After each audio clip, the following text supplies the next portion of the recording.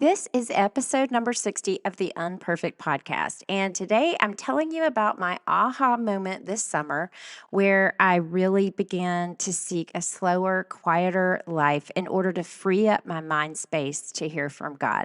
And I'm going to fill you in on 8 practical things that I've put into place to help me on this journey. So listen in.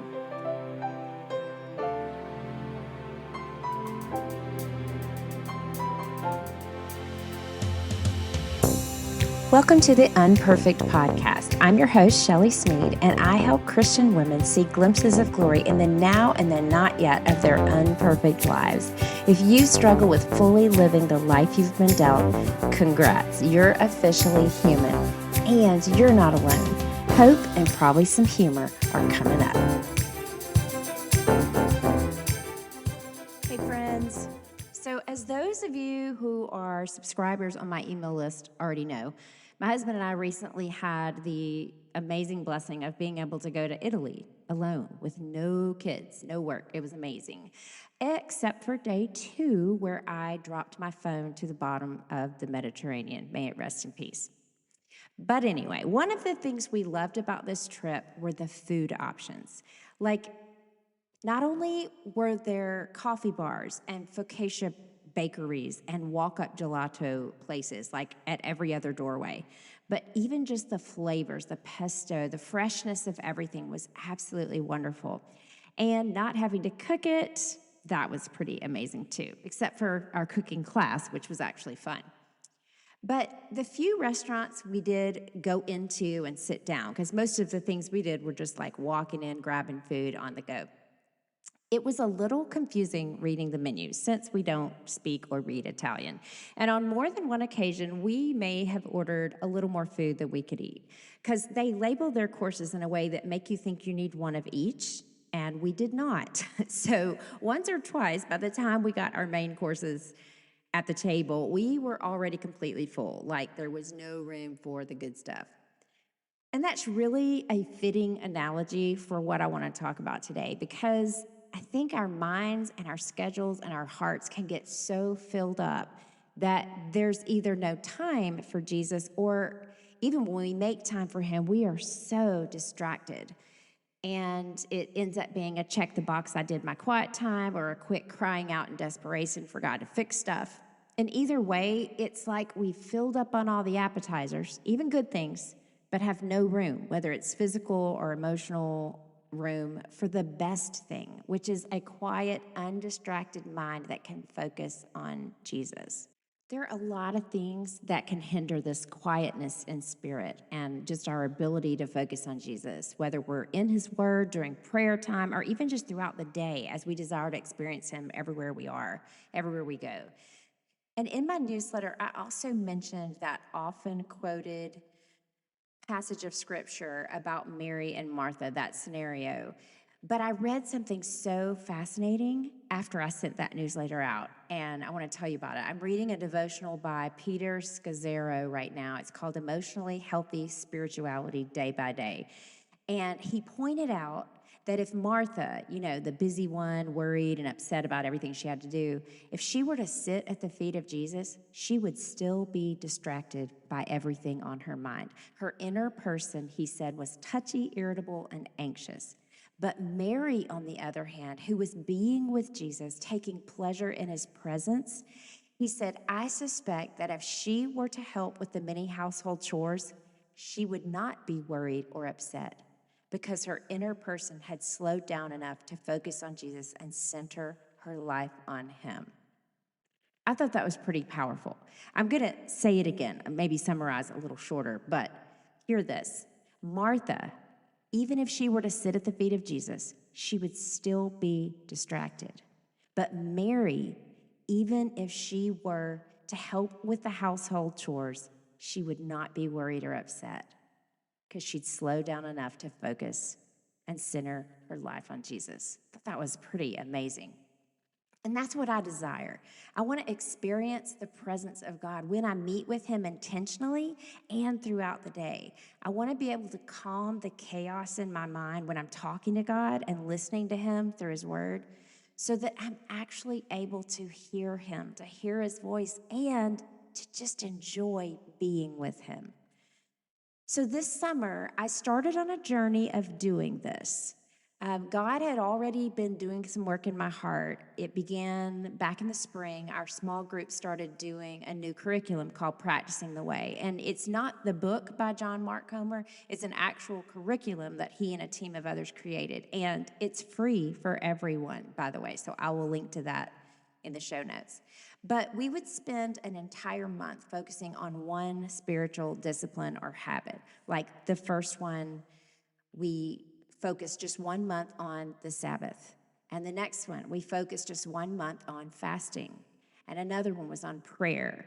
And we're getting ready to start one, I think, that's going to be on solitude. But these deep dives into these habits, they really begin a slow overhaul, I guess you could call it, of my daily schedule and my heart and my mind. So this summer, I had planned on writing a book that I've been tinkering on, but once again, God had other plans.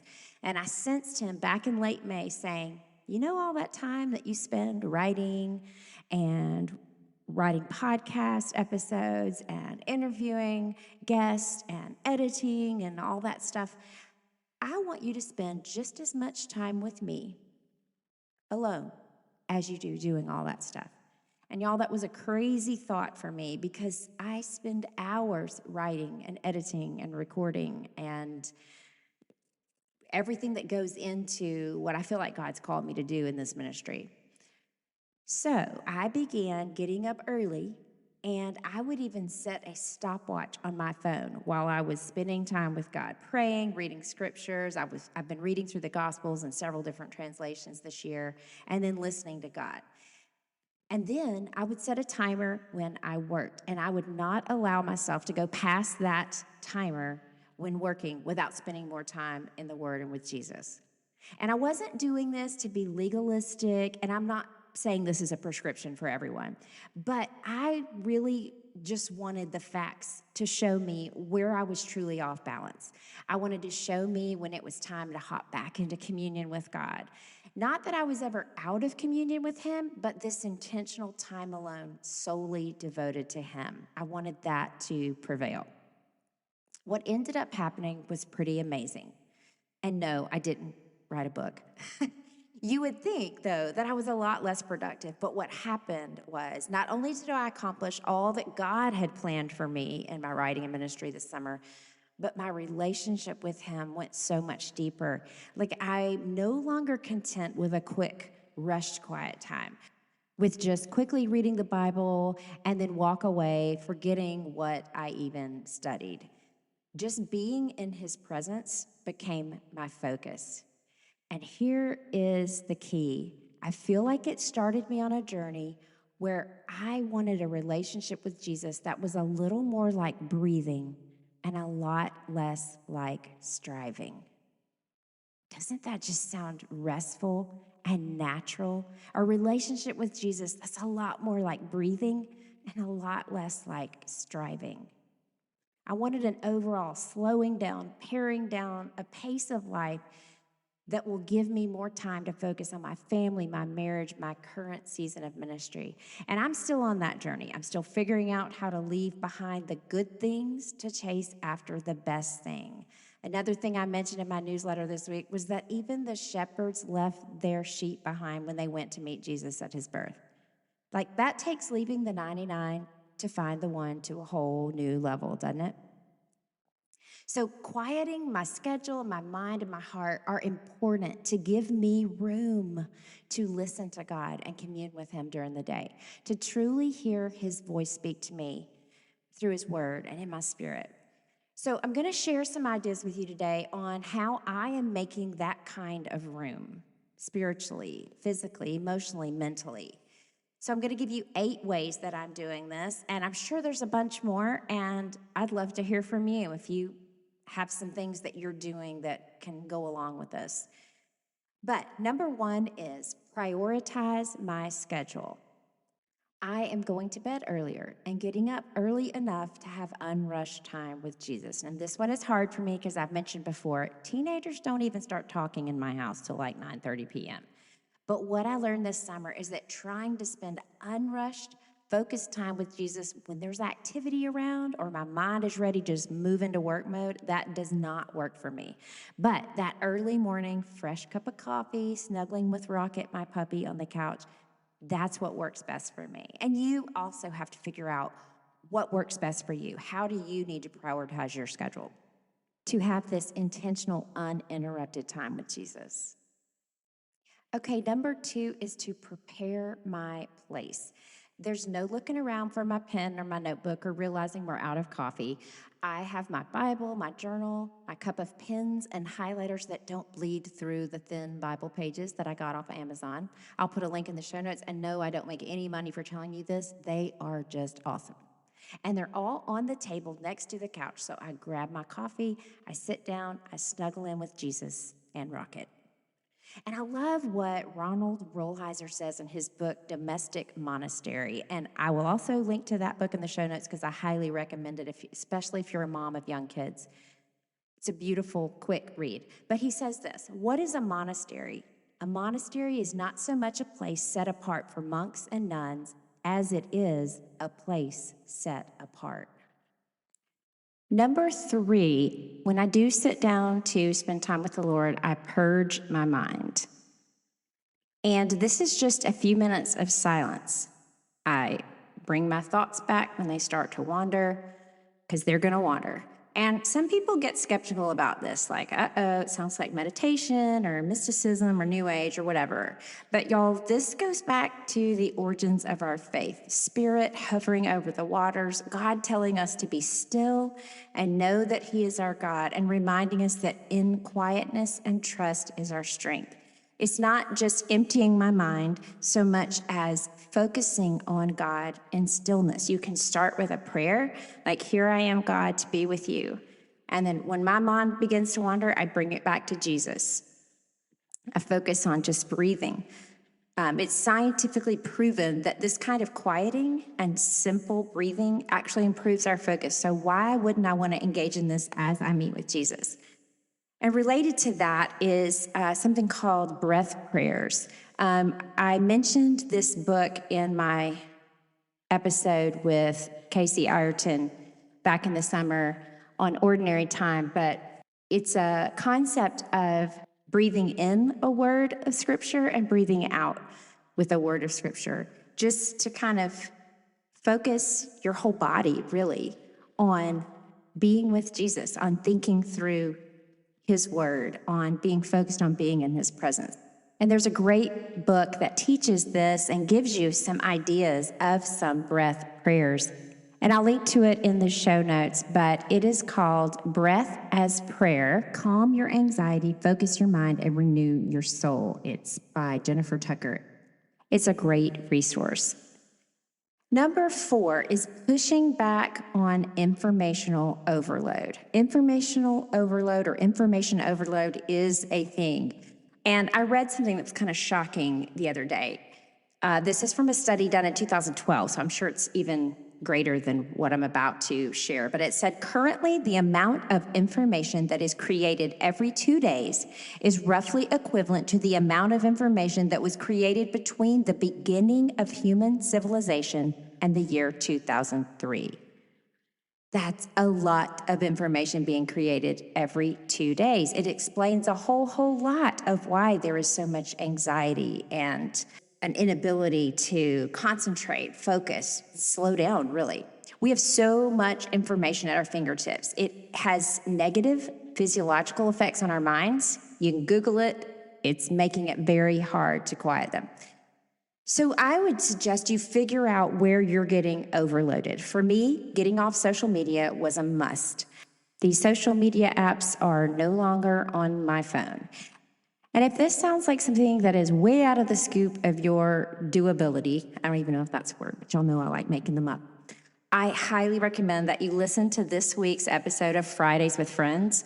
My friend Sandy Cooper is going to be on talking all things making social media smaller. And you're going to find a lot of hope and insight. So enough on that until Friday.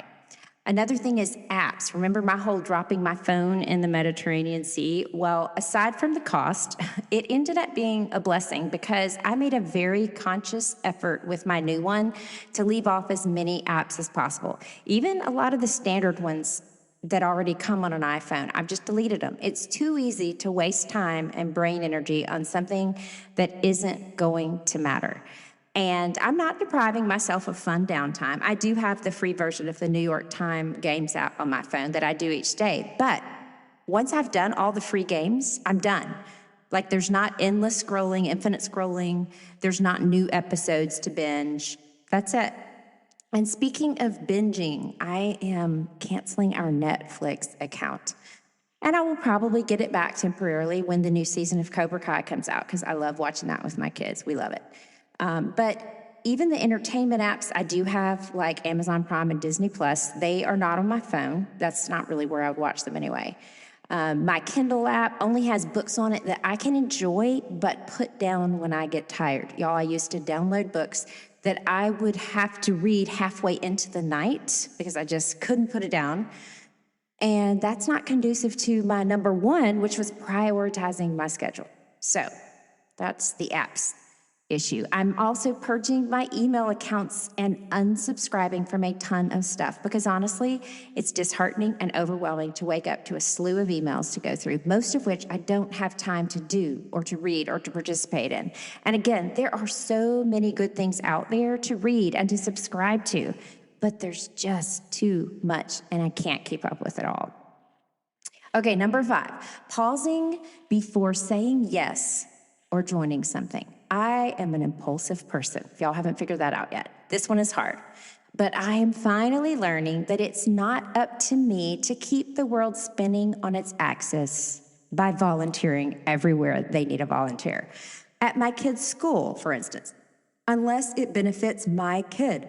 Like last week, I volunteered my head of hair at my daughter's cosmetology class in college so she could practice curling it. And that was an easy yes, made even easier because I had said no to some other things or hadn't signed up to volunteer with some other areas where I very much wanted to.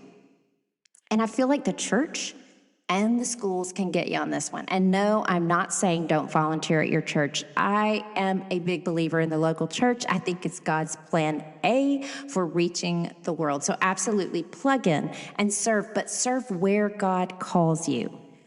So I serve as a keyboard player on the worship team at my church. And even though I'm at church just about every Sunday, I only serve 1 to 2 Sundays a month on the team. What makes that even harder is I know they are in desperate need of keyboard players, but I know that I won't have the mental capacity for my other God-given assignments if I do more than that. So I'm freeing up my mind space, making it easier to slow down and truly talk to and listen to God because I haven't overcommitted myself to so many things that when I do spend time with the Lord, my gears can't stop turning in my head of how I need to prepare for this event or that one. Number 6 is practicing Sabbath. This has become more to me than just don't work on Sunday, which is kind of how I was raised. No shade to my church or my family. It was just what I thought that Sabbath meant. You can pick another day if you like. It doesn't have to be Sunday or Saturday, but God gave me Sabbath as a gift to not only stop working, but to rest, to delight in Him, to worship, to be with my family and other friends, to have fun. And my brain is in a better place to commune with God during the week when I've done this. And I didn't plan this, y'all, but just today I saw my productivity upped.